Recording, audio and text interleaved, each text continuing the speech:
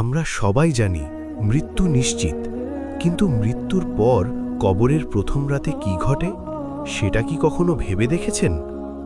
মৃত্যুর পর প্রথম ধাপ।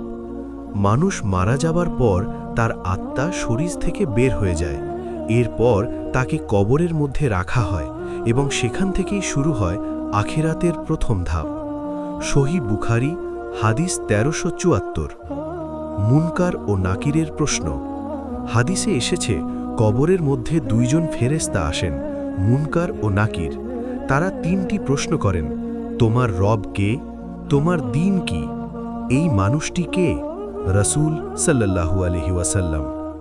সুনান তিরমিজি হাদিস ১০৭১। মুমিন ও কাফেরের অবস্থা। মুমিন ব্যক্তি সঠিক উত্তর দিতে পারবে এবং তার কবর প্রশস্ত হয়ে যাবে, কিন্তু যে ব্যক্তি দুনিয়ায় আল্লাহকে ভুলেছিল সে উত্তর দিতে পারবে না। সহিহ মুসলিম হাদিস ১৮৭০। কবর চাপা দেওয়া। রাসূল সাল্লাল্লাহু আলাইহি ওয়াসাল্লাম বলেছেন, কবর এমনভাবে চাপা দেয় যে মানুষের পাঁজর একে অপরের সাথে লেগে যায়। মুসনাদ আহমদ হাদিস ১৭৮০৩। ১. ঈমান ও আমলের গুরুত্ব। কবরের সেই তিনটি প্রশ্নের উত্তর কেবল মুখস্থ থাকলেই দেওয়া যাবে না, বরং দুনিয়াতে যার যেমন আমল ছিল কবরে তার জবান দিয়ে তেমনই উত্তর আসবে। ২. কবরের সংকীর্ণতা। হাদিস অনুযায়ী কবরের মাটি প্রতিটি মানুষকে একবার হলেও চাপ দেয়, যাকে দাগদাতুল কবর বলা হয়। তবে নেককার মুমিনদের জন্য পরবর্তীতে কবরকে জান্নাতের বাগানের মতো প্রশস্ত এবং আরামদায়ক করে দেওয়া হয়। ৩. প্রস্তুতির সময় এখনই।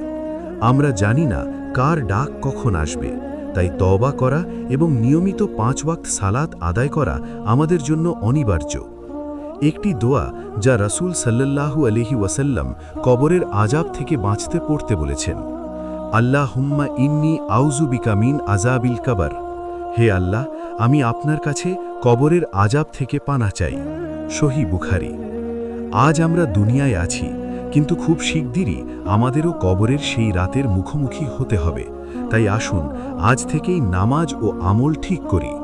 আল্লাহ তাআলা আমাদের সবাইকে কবরের আযাব থেকে রক্ষা করুন এবং ঈমানের সাথে কবরে যাওয়ার তৌফিক দান করুন।